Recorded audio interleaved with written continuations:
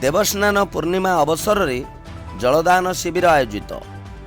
कटक जिला निश्चनकोइल ब्लॉक बालीगड़ा ठारे Shri Jagannath charitable trust और लुणा चित्रकला संगीत नृत्य एकाडेमी मिलित आनुकूल्य रे पवित्र ज्येष्ठ पूर्णिमा अवसर में एक जलदान कार्यक्रम अनुष्ठित हो जाइछि।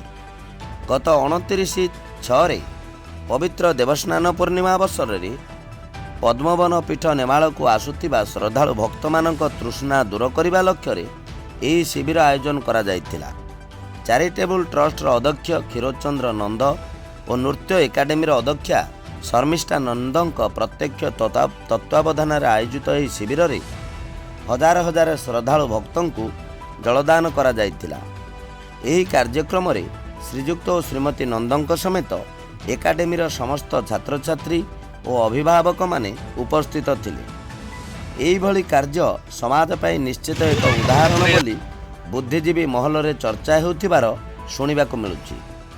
कड़क निश्चनकोइलरु अमिताभ महापात्रଙ୍କ रिपोर्ट न्यूज 7।